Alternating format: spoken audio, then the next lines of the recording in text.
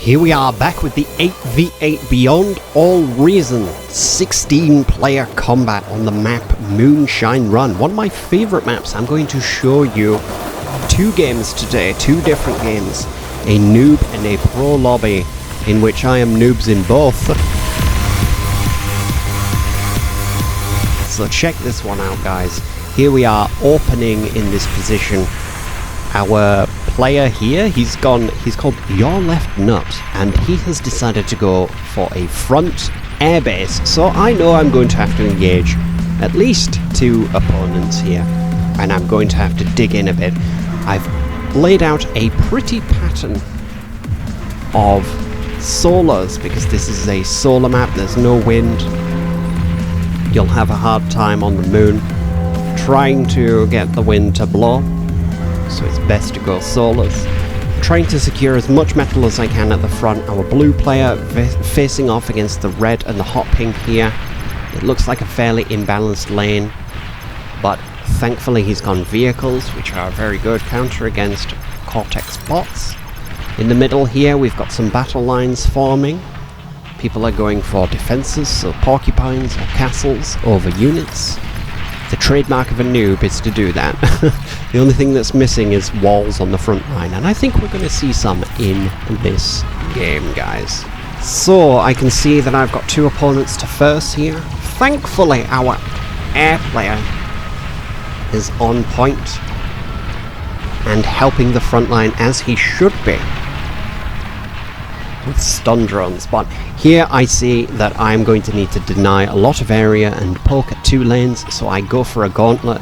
Look at the absolute flood of units that Snowcritter is about to bring against me here. Thankfully my gauntlet is up and I'm rushing into a tier 2 at 10 minutes here. Perhaps a little bit early, maybe just on time, we shall see.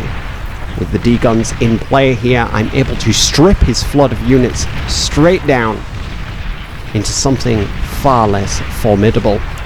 And I am pushed back here. I put out a call for help, but I don't actually need it. What I need to do is heal my gauntlet and let it do the high caliber work, which I do.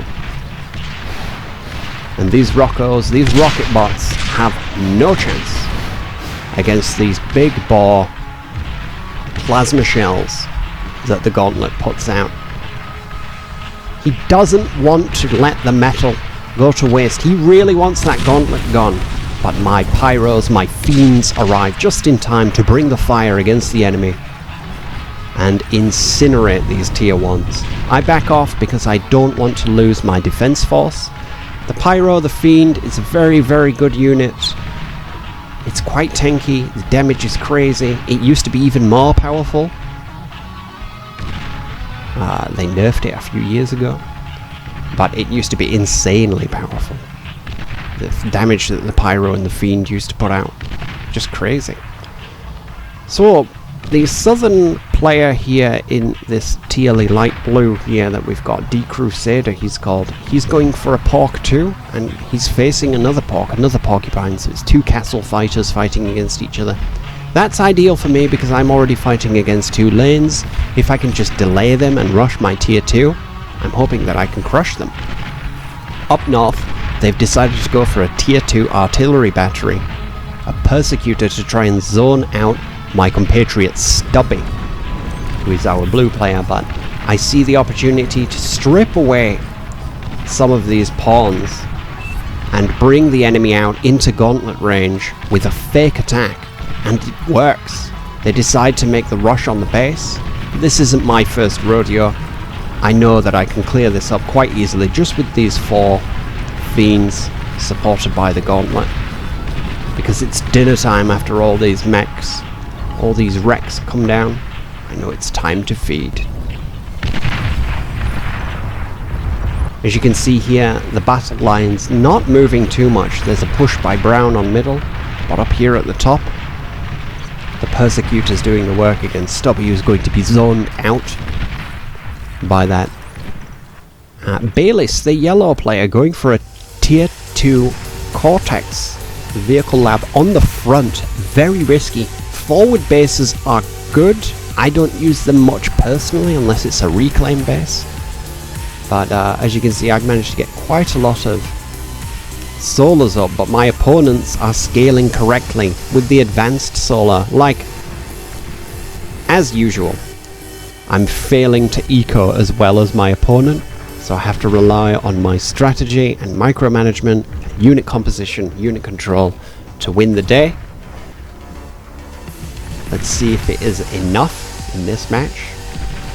But yeah, all of the players here have correctly scaled with advanced solar, just my newbie self not deploying the correct eco build here.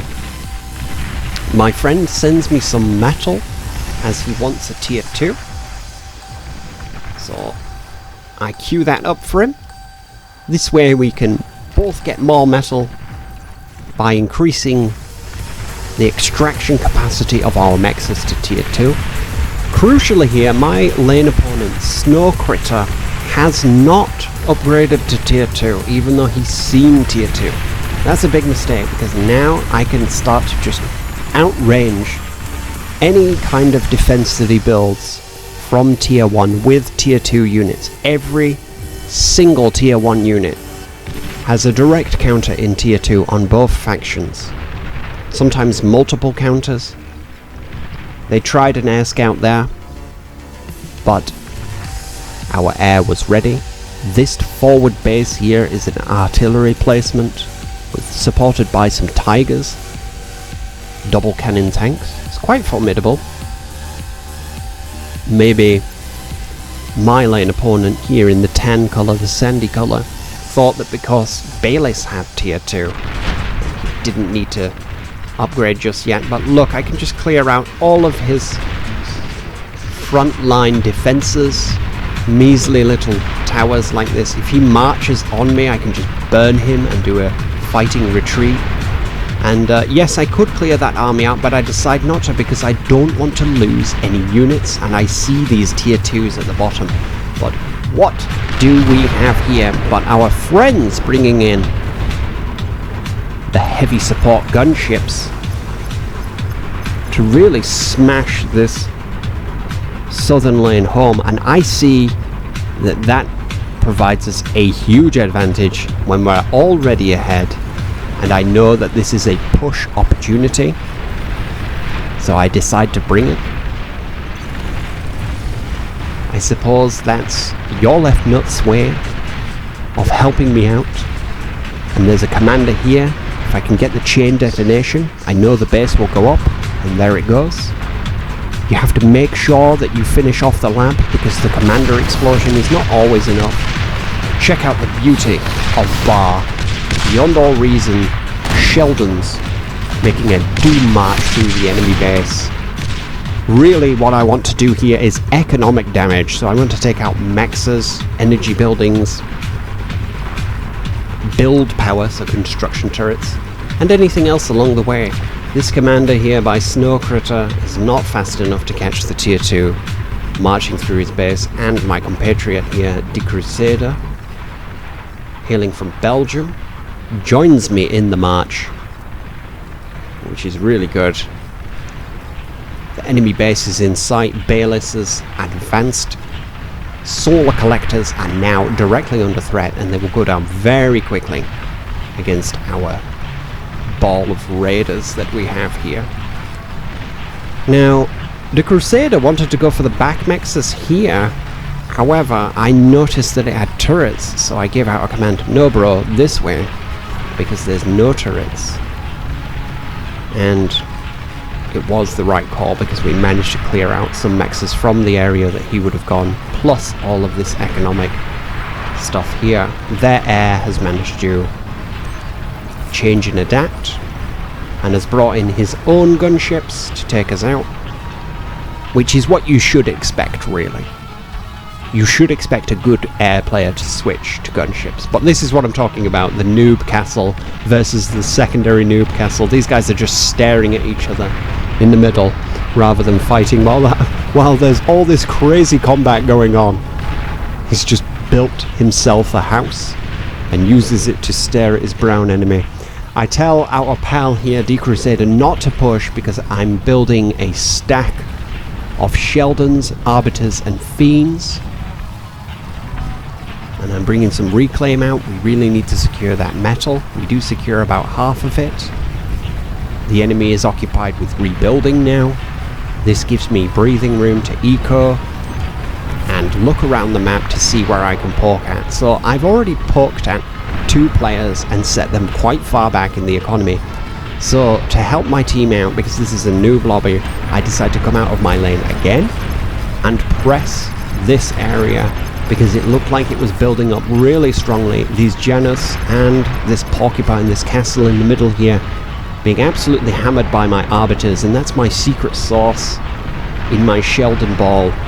I always try to have 2 to 4 Arbiters because they can really hammer defenses, heavy units, factories from afar and take them out completely, just like that there. The bombing run does come in to help, but my Arbiters were the ones that were handling it. Now I tell my compatriot De Crusader that I'm on my way. OMW bro. Come to take out this pork as well. This defensive line here gets destroyed. I don't go for the commander even though I spotted him, because I don't want to lose my units. I'm more interested in reclaiming the enemy's metal and taking out these fat boys, which can really heavy counter to some of my units, but they cost so much metal and they're so slow.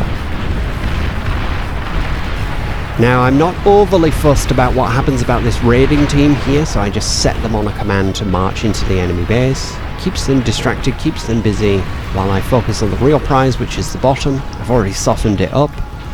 De Crusader has also. I pull back a bit here because that Sheldon ball is quite powerful. It's not that I couldn't destroy it, it's more that I wanted to have overwhelming force to not only kill that Sheldon ball, but then push through. It's not enough just to kill units and then try get the reclaim. You really want to be making sure that your economy is further ahead, or you're able to distract and keep the attention of multiple players away from their lane. You can see here I'm going for a tier 3 because I had 4k metal in the bank. I know that's more than half of what I need for this lab. So I've managed to get myself some fusions going, a little bit of a time lapse here so we can really enjoy the beauty of bar buildings. Shiva's going up, that's the tier 3 unit. It's like a big Morty really. That's what I think of Shivas as. They're like a big Sheldon, a big artillery unit that is tanky. It's a cool unit. It's also amphibious, so it can go under the water, which is really interesting. If you can get a march going. They are quite slow though, so Marauders are a little bit better for amphibious assault because they're so fast. White Shivas are good nonetheless. Tanky, frontline, battle line hopper unit with a long-range rocket and then dual cannons which do a lot of damage. Flipping around here, checking out the enemy eco. I'm ahead on a few of them, but this guy's ahead of me. The air player uncontested. Up north, we have both battle lines just staring at each other again in the middle, with red, hot pink, and our blue side trying to hammer each other at a distance. So really the activity in the map is all happening on our south side in the middle. I'm going to wait until I've got sufficient Shivas to send a doom roll going through. Their red player also has tier 3 up, not as fast as mine, but they've got it. They've gone for Karganeth as well, which is the all-terrain marching bot, which is actually the wrong choice there.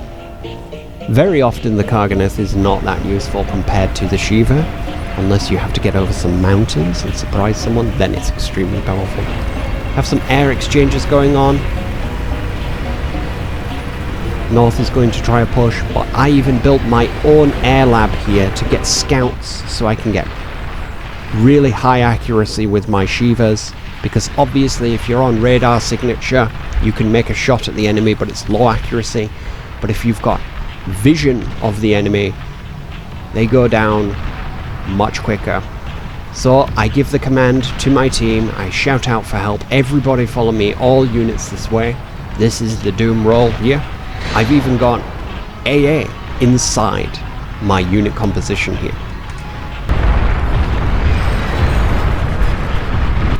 But you can see this is it for them. They have no defenses, no walls, no real units, just commanders and large, juicy TNT packages. That is economic buildings, even bot labs. Any lab for that matter gives quite a big explosion, but watch the chain.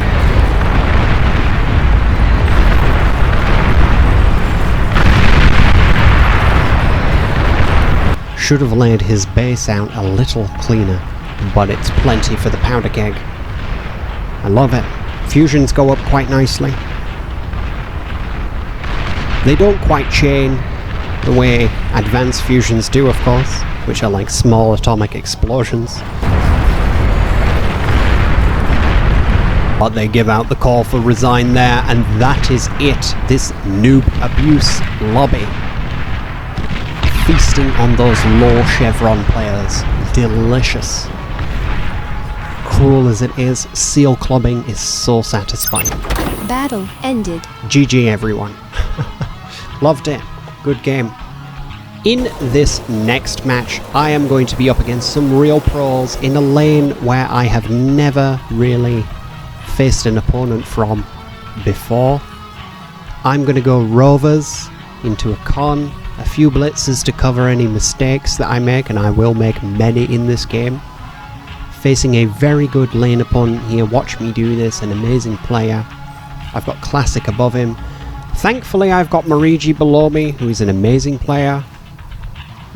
Manages to help me along with the air player to clean up these leaks.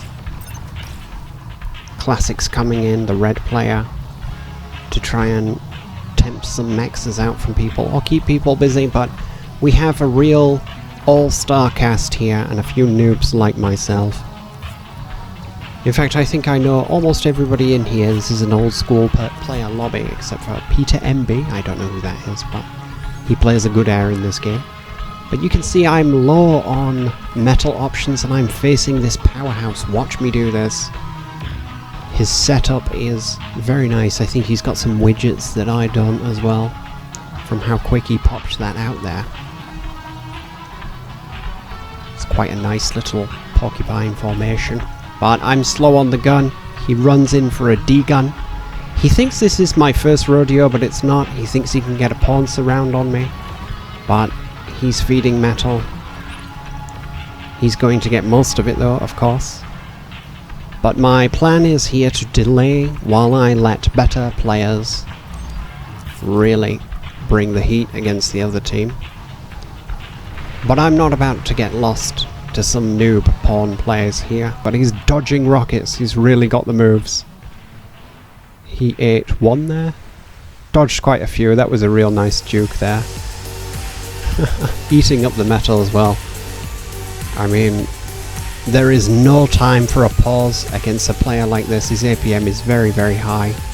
He knows what he's doing with the units, and my job is to delay, harass, but most importantly to hold the line. So I'm going many towers to slow down these Rocco pushers and give my whistlers safe spots to retreat to. Like here I'm giving ground. I know I don't get that mix.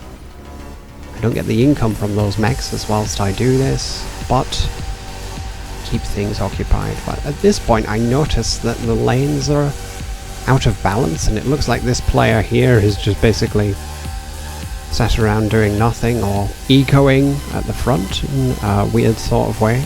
Not really teching, but you'll see the player plays quite uniquely. So this means that watch me do this is holding two lanes. The strategy really here is to advance under protection of your laser turrets. Move to the extension of the range of it. Make sure your unit is about there. Poke at anything you can within the laser range. Fall back immediately as soon as they start moving towards you, because your range will mean that you can shoot further than they can, and because you are a vehicle you are quite fast, so you can flee out of the way. I wonder what Barcast is doing. He's come to drop a commander off.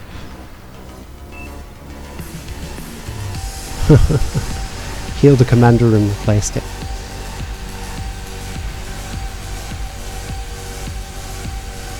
Sport a friend here. Patriot lane. But now I can harass really well with these whistlers. The range is what does it. I'm not going to feed here. But I did want to push. I was warned by Morigi that tier 2 was out, and this is what you do if you face whistlers. You must transition to tier 2, probably hounds if you're armada bots, but here you see Sheldon, Morty coming out, and he outranges and outdamages me. These are paper thin against Mortys really. So I send some distractions. These guys are rovers. This is a good little distractionary tactic I like to employ. Usually I'm teching when I'm doing this, just revealing my strats for anyone who catches me in lane now. But I always give the warning out that I'm in retreat when I am in these pro games. He's coming to pressure up north now. I need to respond with that, so I can send these little annoying scouts out to keep his APM, his actions per minute, occupied just for that little bit longer, so that they have time to reply. And when he pushes out of his lane, I must pressure, even if I'm going to lose units, because I can't allow my teammates to suffer leaks too crazy, like losing a base to that or something.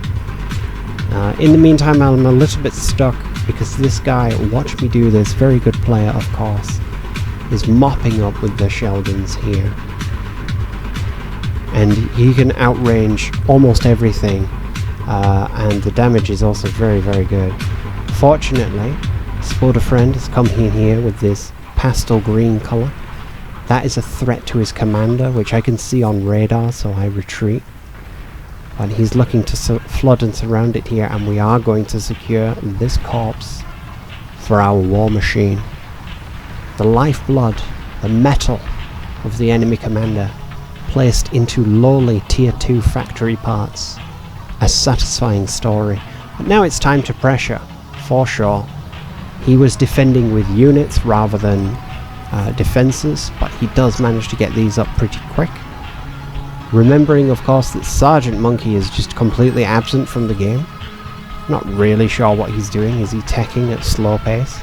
So watch me do this here. He's fighting against 2, sometimes 3 players.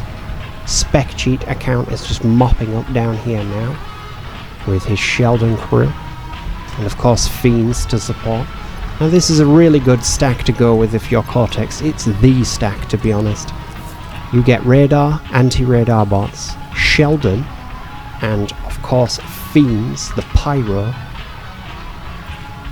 to hit him as hard as you can up close, tie them up, run past people, because don't forget the Fiend, it has quite a lot of armor and health.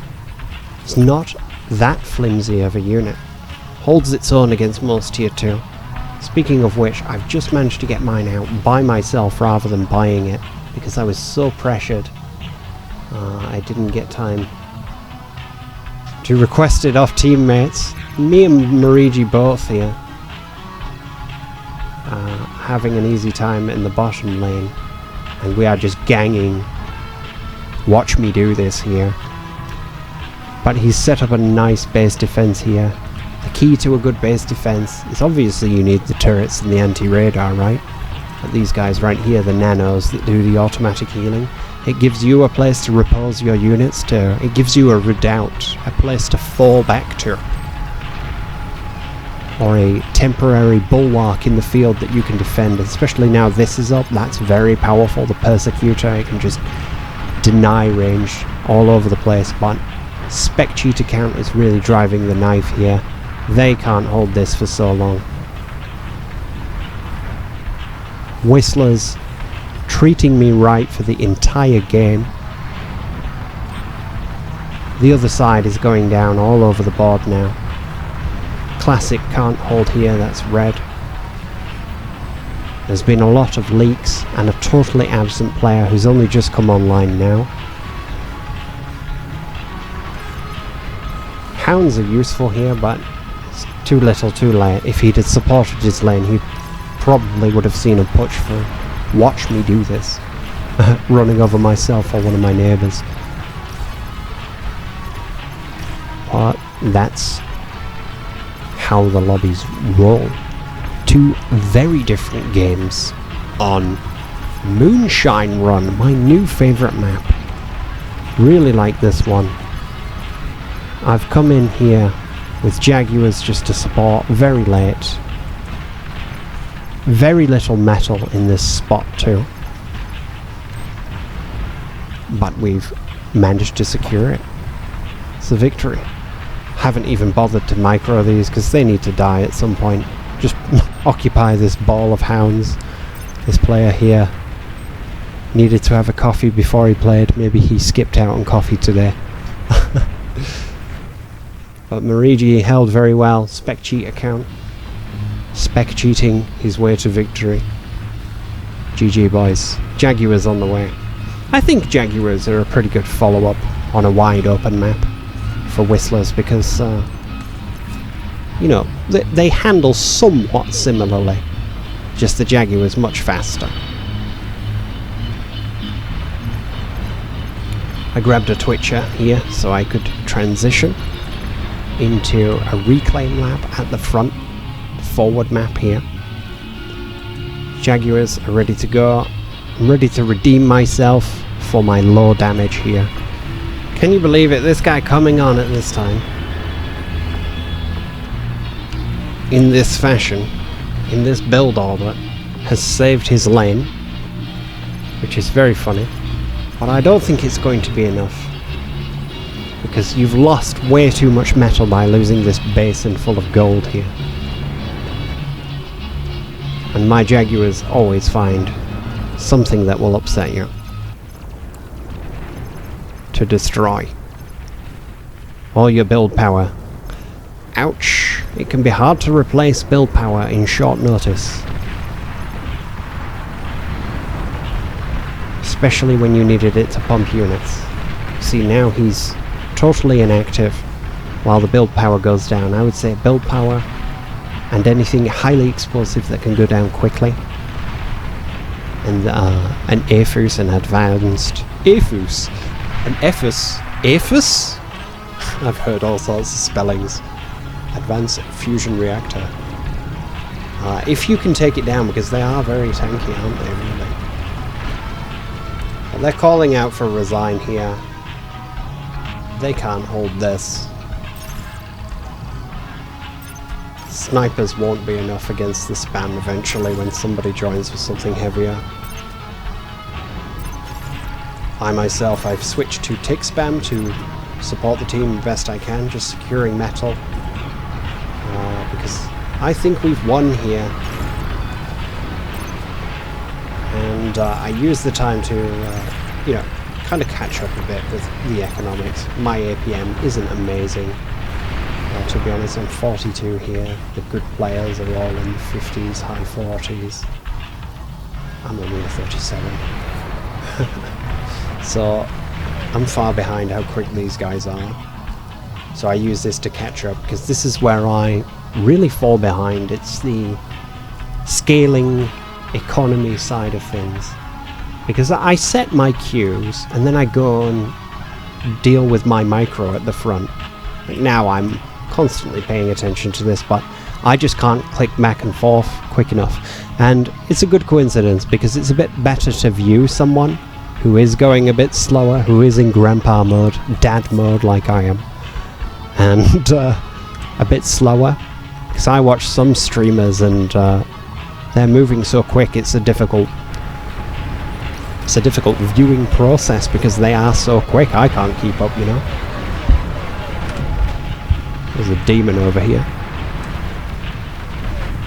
Torching this grunt spam. Good shot.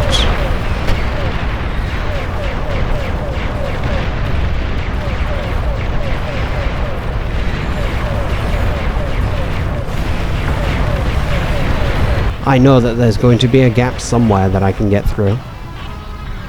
And then I can also give myself scout information. and send something heavier over. I'm trying to tuck my ticks just here and detonate his build power.